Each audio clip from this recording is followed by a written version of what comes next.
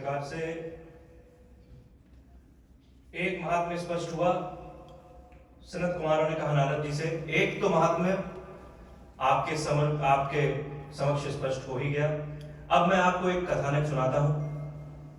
एक इतिहास घटी हुई घटना हम सभी ने सुनी है, कई बार कथा में श्रवण किया है। तुंगभद्रा नदी के तट पर एक नगर था, उत्तम नाम का। उसमें एक ब्राह्मण रहता था, आत्मदेव। तुंगभद्रा तटे पूर्वम भूतत् पत्तमम उत्तमम।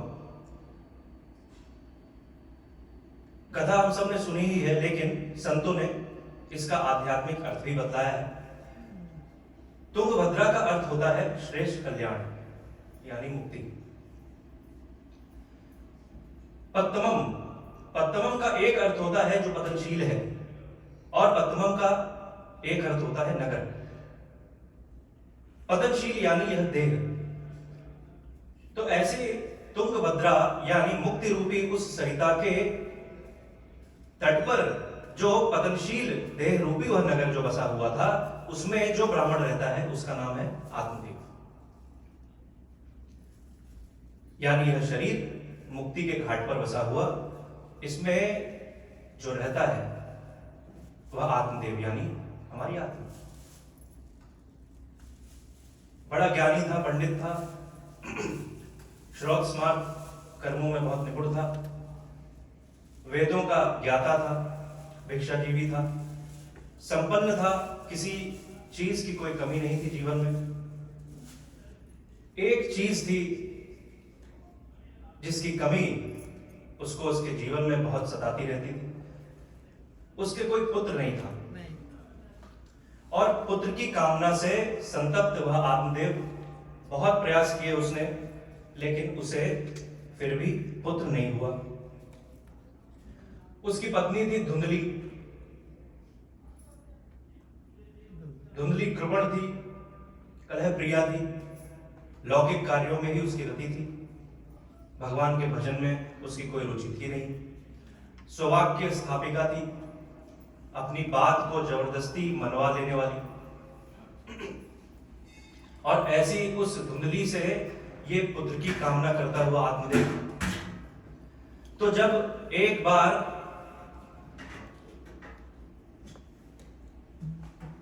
बहुत परेशान हो गया, बहुत निराश हो गया, तो वन में चला गया आत्महत्या करने के विचार से।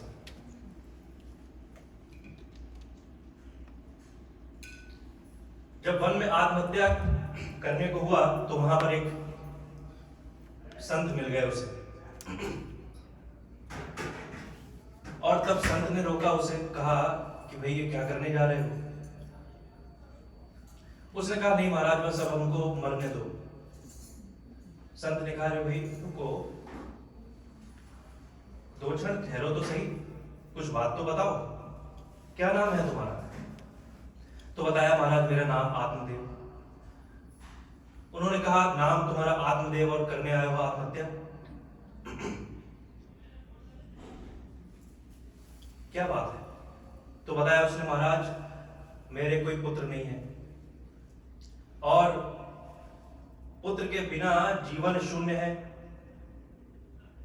पुत्र का ही सुख जीवन का अंतिम सुख है, और मेरे कोई पुत्र तो है नहीं, इसलिए यह जीवन तो व्यर्थ है, इस जीवन को ही मैं मिटा देना चाहता हूं।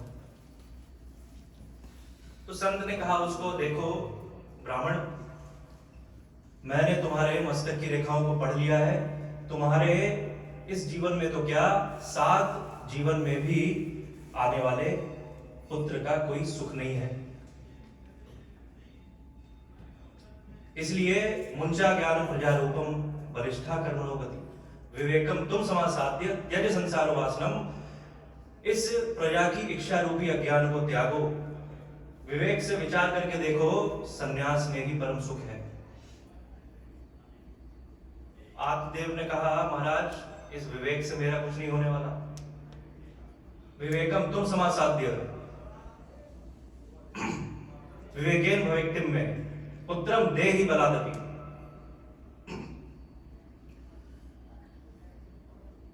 विवेक से मेरा कुछ होने वाला नहीं है, मुझे तो बस पुत्रम देहि बलादपि, किसी तरह पुत्र दो, नहीं तो मैं अभी आत्महत्या करता हूं आपके सामने ही। वो महात्मा तो बड़े संकट में पड़ गए। उन्होंने सोचा कहाँ अच्छा खासा मैं भजन करने निकला था भगवान का, और ये ब्राह्मण मिल गया मुझे, अब मेरे सामने मरेगा, ब्रह्महत्या का भागीदार मैं भी बनूंगा, तो किसी प्रकार से अभी तो इसको रोको। और तब संत ने उस आत्मदेव ब्राह्मण को अपने साधना से एक फल प्रकट किया और उसको वह फल दिया। कहा जाकर के यह फल अपनी पत्नी को खिला देना, इदम भक्ष्या पत्न्यात्वम तथा पुत्रो भविष्यति, इसको खिला देना, तुम्हें भगवत भक्त पुत्र की प्राप्ति होगी। और फल छीना उसने महात्मा के हाथ से और तुरंत भागा। धन्यवाद शिष्टाचार आदि कुछ भी नहीं दिया, कुछ भी नहीं किया, गया अपनी पत्नी के पास। उन महात्मा ने कहा था कि फल खिला देना, और उसने वह फल दिया धुंधली को और वहां से चला गया। उसने कहा एक महात्मा मिले थे, ये दिव्य फल का प्रसाद दिया है, इसे खा लो तो हमें पुत्र की प्राप्ति होगी। अब धुंधली तो है तर्क वितर्क करने वाली, कुतर्क करने लगी। उसने सोचा यह फल मैं खाऊंगी और मुझे गर्भ ठहर जाएगा, मुझे गर्भ धारण हो जाएगा, और यदि गर्भ धारण हो जाएगा तो क्या होगा मेरा, क्योंकि धुंधली बहुत एडवांस वुमेन है, आज के युग की भी नहीं है, आज से भी बहुत आगे के युग की है।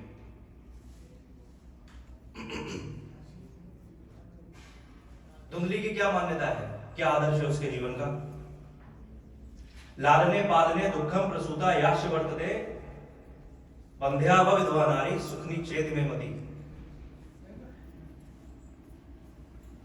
धुंधली का मानना है कि इस संसार में दो ही प्रकार की स्त्रियां हैं जो सबसे ज्यादा सुखी हैं। कौन? बंध्या व विधवा नारी। एक वो जिनके जीवन में कोई संतान नहीं है, जो बंध्या है, और दूसरी जो विधवा है। क्या अद्भुत आदर्श है, देखो धुंधली का। ऐसा तो आज के समय में नहीं है, कदाचित कभी आगे ऐसा होने लगे। तो उसने तो फल को लेकर के तरह तरह के विचार करने लगी कि इसे खाऊंगी और गर्भवती हो जाऊंगी, फिर घर का कोई काम नहीं कर पाऊंगी, ननद को सेवा के लिए बुलाना पड़ेगा, वह सब सारा सामान भर भर के घर से ले जाएगी, यदि डाकुओं ने आक्रमण कर दिया तो मैं भाग भी ना पाऊंगी। तरह तरह के विचार करने लगी। इतना विचार करके जीवन में कोई काम होता तो है नहीं।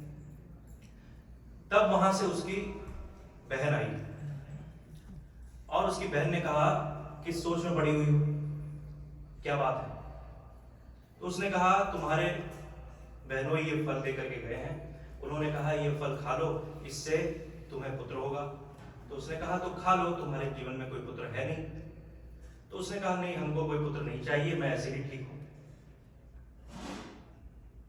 तो उसकी बहन ने कहा कि मेरे पास एक उपाय है, मेरे उदर में पुत्र है,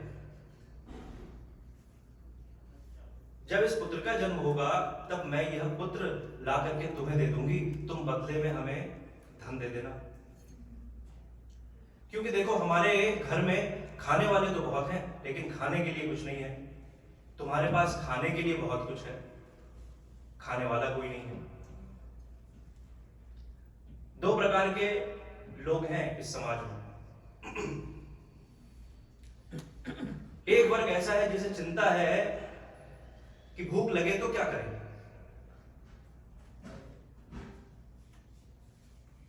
पहनने के लिए वस्त्र नहीं है, खाने के लिए अन्न नहीं है, रहने के लिए घर नहीं है, भूख लगे तो क्या करें। और दूसरा एक वर्ग ऐसा भी है जिसे चिंता है क्या करें तो भूख लगे।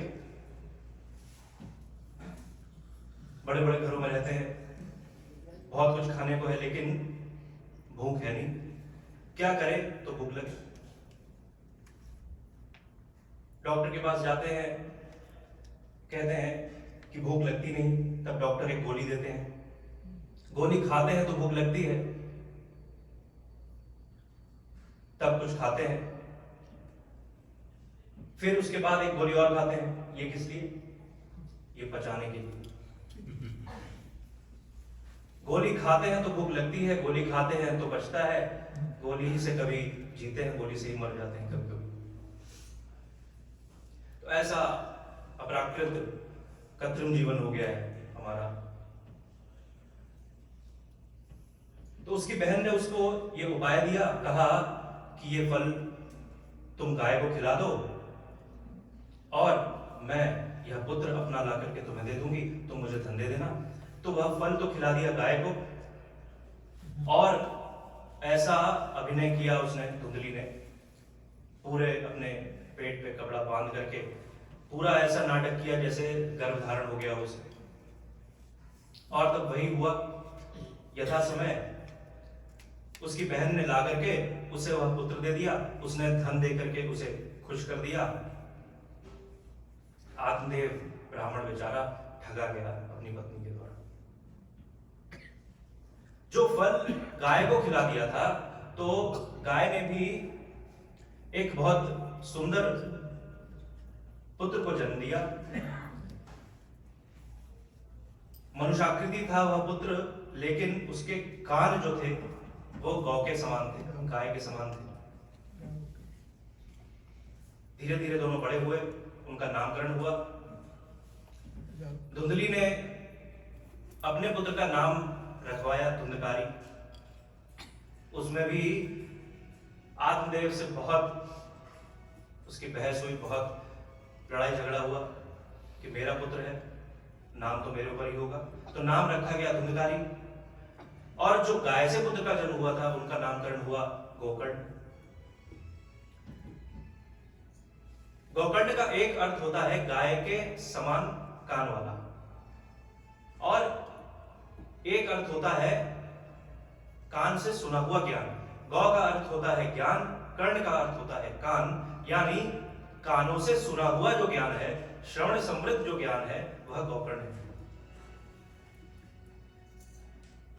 क्योंकि यदि सुनोगे नहीं तो समझोगे नहीं, और समझोगे नहीं तो करोगे नहीं, और करोगे नहीं तो तरोगे नहीं। इसलिए श्रवण समृद्ध जो ज्ञान है वह गोकर्ण है। दोनों पुत्र बड़े हुए, दोनों के गुण,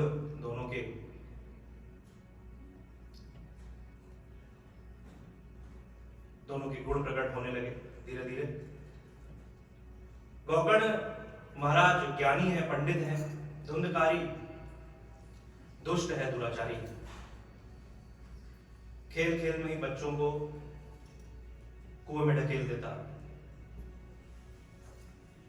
धनुष बाण लेकर के वन में चला जाता, निराश्रित जो निरपराध जो जीव जंतु है उनकी हत्या कर देता। धीरे धीरे दोनों बड़े हुए, दोनों का यज्ञोपवीत संस्कार हुआ। यज्ञोपवीत संस्कार के बाद गोकर्ण महाराज तो अपना नित्य नैमित्य जो त्रिकाल संध्या वंदन आदि जो कर्म है वह करते। धुंधकारी व्यसनी हो गया, व्यभिचारी हो गया। और तब एक दिन आया अपने पिता के पास धन मांगने। वो पिता ने उससे कहा, देखो बेटे, ये सब कुछ तुम्हारा ही तो है, मेरे बाद यह सब कुछ तुम्हें ही मिल जाने वाला है। धुंधकारी ने कहा आत्मदेव से कि तुम्हारा मरने का कोई ठिकाना है, न जाने कब तुम मरो, मुझे तो अभी चाहिए। और जब नहीं दिया तो उछल करके 1 लात मारी उसने अपने पिता आत्मदेव के मस्तक पर।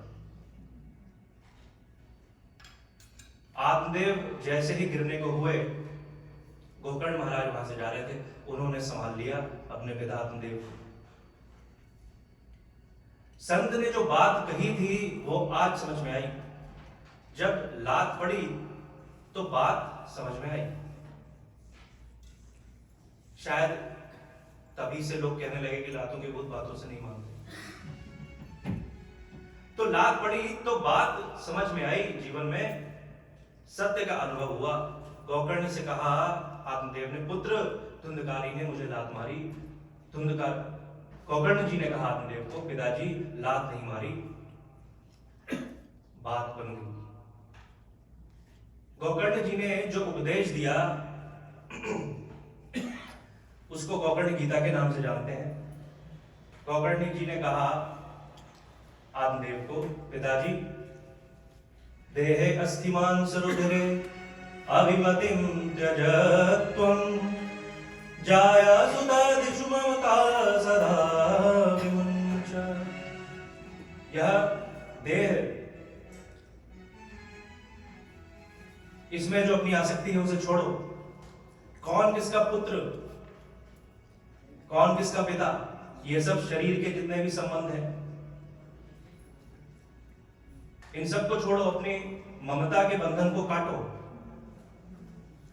पश्यामिशं जगदिदं षड्भंगनिष्ठं वैराग्य राग रसिको भव भक्तिनिष्ठ। इस जगत को क्षणभंगुर मानो, वैराग्य राग रसिक बनो। धर्मं भजस्व सततं त्यज लोक्य धर्मान् सेवा साधु पुरुषान् जहि काम तृष्णान्। अब लोक व्यवहार को छोड़ो, धर्माचरण करो। वीकेंड के प्लान्स बनाना छोड़ो, नाते रिश्तेदारों के घरों में जाना छोड़ो। अब मंदिर जाओ, सत्संग करो, साधु पुरुषों की सेवा करो। अन्यस्य दोष गुण चिंतनमाशु भोक्त्वा सेवा कथा रस महो नितरां दिवस्त्वम्। अब जब मंदिर जाना तो वहां पर दूसरों के गुण दोष मत देखना, फिर वहां पर चर्चा मत करना कि उसने मुझे मारा, उसने मुझे ऐसा कह दिया, उसने मुझे वैसा कह दिया। सेवा कथा रस महो नितराम दिवस्त्वम्। कथा रस रसिक बनो। तो ऐसे आत्मदेव गोकर्ण महाराज के समझाने के बाद वैराग्य के शस्त्र से अपने ममता के बंधनों को काट करके वन की ओर चले गए और वहां पर श्रीमद् भागवत के दशम स्कंद का पाठ करते हुए मुक्त हुए। इधर धुंधकारी स्वच्छंद हो गया। धुंधली ने भी आत्महत्या कर ली उसके अत्याचारों से।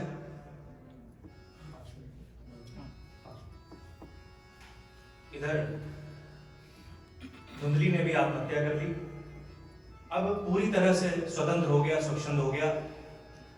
वैश्याओं से उसका संबंध हो गया, 5 वैश्याओं से, उनको घर में ले आया।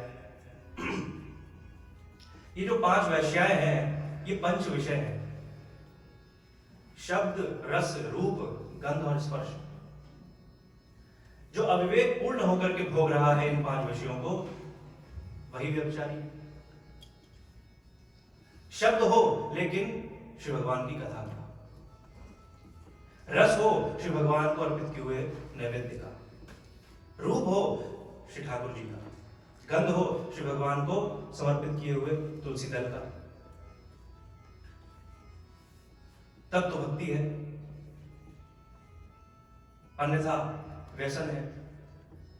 तो ऐसा धुंधकारी उसका संबंध हुआ और 5 वैश्याओं से उनको घर ले आया और अपना सारा धन उन वैश्याओं के ऊपर उसने व्यय कर दिया। जब धन खत्म हो गया घर से, तब चोरी करने लगा, क्योंकि व्यभिचारी और व्यसनी को बिना धन के तो चलेगा नहीं। एक दिन उसने राज दरबार से चोरी की और धन ले आकर के घर में रख दिया। तब वैश्याओं ने सोचा कि इसने राजा के यहाँ चोरी की है, यदि यह पकड़ा गया तो इसके साथ साथ हमको भी सजा हो जाएगी। इसने हमें बहुत धन दिया, अब इसकी कोई आवश्यकता नहीं है, इसलिए अब इसे मार दो।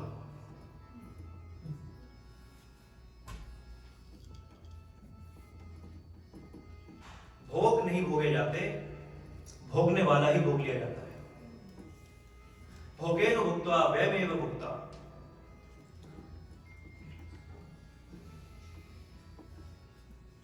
सिगरेट जो पीता है वो सिगरेट नहीं पीता, सिगरेट उसे पीती है।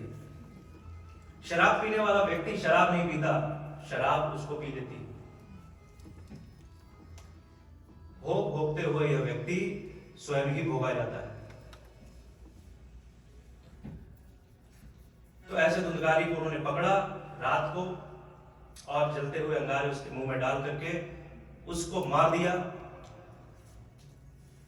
बहुत तड़पते हुए धुंधकारी के प्राण निकले तो वह प्रेत बन गया। हमारे शास्त्रों में प्रेत योनि की चर्चा है। प्रेत संसार को मानते हैं हमारे शास्त्र। जब प्रेत होता है व्यक्ति तो उसके जीवन में बहुत कष्ट होता है, लेकिन उस कष्ट के निवारण के लिए वह कुछ कर सकता नहीं, क्योंकि उसका शरीर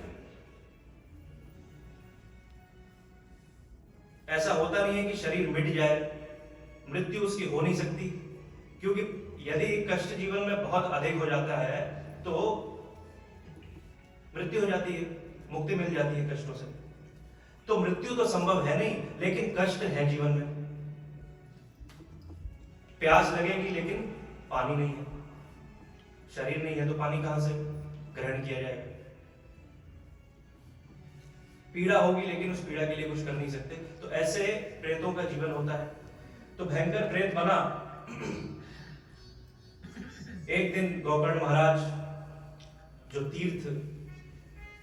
तीर्थों का सेवन करने के लिए चले गए थे, वापस जब लौट करके आए अपने नगर, रात को अपने घर में विश्राम कर रहे थे, तब चित्र विचित्र रूप बनाते हुए धुंधकारी उनके सामने आया। भयंकर तरह तरह की आवाजें निकालने लगा। गोकर्ण महाराज समझ गए कि कोई प्रेत है और तब अपने कमंडलू से अभिषिक्त करके जब जल का प्रोक्षण किया तब धुंधकारी प्रकट हुआ। गोकर्ण जी ने कहा, धुंधकारी तुम, मुझे तो लगा था कि तुम मुक्त हो गए हो, तुम्हारी यह दशा। धुंधकारी ने कहा, भैया मेरे जीवन में पाप इतने अधिक हैं कि मैं मुक्त हो नहीं सकता। गोकर्ण जी ने कहा, मैंने तो तुम्हारे लिए गया में जाकर के श्राद्ध तर्पण आदि सब कुछ किया। धुंधकारी ने कहा, भैया मैंने ब्राह्मण होते हुए इतने पाप किए हैं, मेरे जीवन में 100 गया श्राद्ध से भी मुक्ति संभव नहीं है। गया श्राद्ध शतेनापि मुक्तिर्मेन भविष्यति, मेरे मुक्ति का कोई उपाय करो, मुझे मुक्त करो। तब गोकर्ण महाराज प्रातः काल जब सैता में स्नान कर रहे थे तो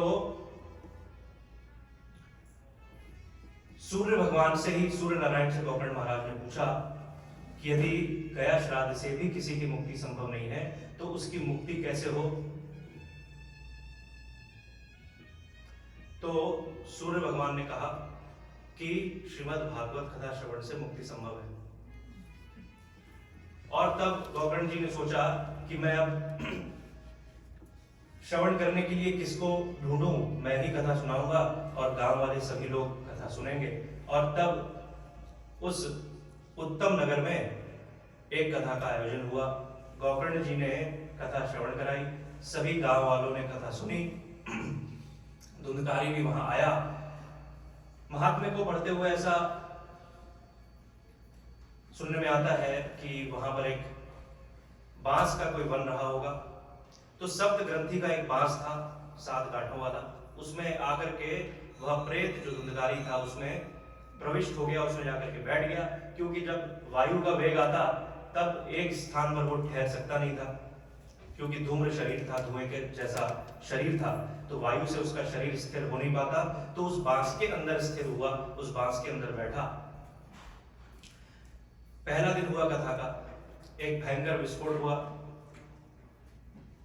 किसी को पता नहीं चला कि ये ध्वनि कहां से आई, लेकिन जो एक ग्रंथि थी उस बांस की, वह ग्रंथि खुली। ऐसे एक एक दिन की कथा होती चली गई, एक एक ग्रंथि खुलती चली गई।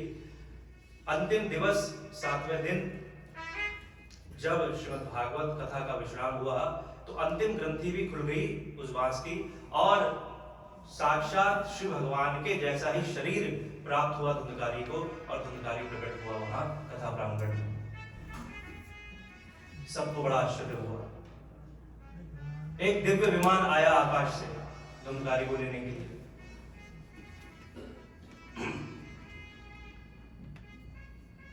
धुंधकारी ने प्रणाम किया गोकर्ण जी को, कहा धन्य भागवते वार्ता प्रेत पीड़ा विनाशिनी सप्ताह होम तथा अभिधन्य कृष्ण लोक फलप्रदा। धन्य है श्रीमद् भागवत की यह कथा जिसने मुझ जैसे पापी को, मुझ जैसे प्रेत को भी मुक्त किया। इस प्रकार से प्रणाम किया धुंधकारी ने, विमान में बैठा और मुक्त हो गया। गोकर्ण जी ने उनको, जो पार्षद आए थे नंद और सुनंद विमान लेकर के, उनसे पूछा कि आप सिर्फ एक ही विमान क्यों लाए, क्योंकि कथा तो सभी गांव वालों ने सुनी है, तो सबके लिए विमान क्यों नहीं लाए। तो पार्षदों ने कहा देखिए महाराज, इसमें हमारा कोई पक्षपात नहीं है। ये जो धुंधकारी था इसने मोक्षु बनकर कथा सुनी है, मोक्ष की प्यास लेकर के कथा सुनी है। श्रवणस्य विभेदेन फल भेदोत्र संस्थिता, श्रवणम तुम कृतम सर्वैन तथा मननम कृतम। मतलब कि इसने मोक्षु बन के कथा श्रवण की है, इतनी तीव्रता से इसने कथा का श्रवण किया, उस प्यास को लेकर के कथा का श्रवण किया, और सिर्फ श्रवण ही नहीं किया, कथा का मनन भी किया, इसलिए यह मुक्त हुआ, इसलिए यह फलभेद हुआ, क्योंकि श्रवण भेद के कारण ही फलभेद होता है। एक क्लास में बहुत से विद्यार्थी होते हैं, साथ ही पढ़ते हैं, पढ़ाने वाले जो अध्यापक होते हैं, जो टीचर होते हैं, वह भी सबको एक जैसा ही पढ़ाते हैं, लेकिन सबके ग्रेड्स एक जैसे नहीं आते, तो श्रवण भेद के कारण ही फलभेद हुआ है। तो ऐसा वह धुंधकारी मुक्त हुआ। बाद में ऐसा वृतांत आता है कि फिर से एक बार कथा का आयोजन हुआ, और तब सभी जो गांव वाले जिन्होंने कथा श्रवण की थी वह विमान आया, सभी मुक्त हुए। यह कथा का महात्म्य श्री सनत कुमारों ने नारद जी को सुनाया, नारद जी धन्य हुए। सब तरफ श्रीमद् भागवत की कथा की जय जयकार होने लगी, श्रीमद् भागवत पुराण की जय जयकार होने लगी। सभी लोग आए, वैकुंठ से साक्षात श्री भगवान भी पधारे। श्री भगवान ने नारद को अपने हृदय से लगा लिया, कहा नारद को, नारद में बहुत प्रसन्न हुआ तुम्हारे इस उद्योग से, मांगो, मुझसे कुछ वरदान मांगो। तब नारद जी ने कहा प्रभु, मेरा एक यही मनोरथ है कि जहां भी आपकी कथा का आयोजन हो वहां अंतिम दिवस में आप अवश्य ही पधारे। श्री भगवान ने भी कह दिया सहज रूप से तथास्तु। अब सत्य प्रतिज्ञ है श्री भगवान, तो देखिए क्या होता है 28 तारीख को। तो इस प्रकार से श्रीमद् भागवत का महात्म्य यहाँ पर स्पष्ट हुआ, महात्म्य की कथा श्रीमद् भागवत की। अब आज हम इस कथा को यहाँ विश्राम देते हैं, कल से श्रीमद् भागवत की कथा का प्रारंभ करेंगे। श्री वेद व्यास जी ने जहां से इस कथा को प्रारंभ किया, जहां से इस कथा का उद्गम हुआ, कल अन्य वह सभी प्रसंग उपाख्यान कल से हम यहाँ श्रवण करेंगे। हरिनाम संकीर्तन करते हुए फिर आरती की ओर 2 मिनट की। श्री कृष्ण गोविंद हरे मुरारी, हे नाथ नारायण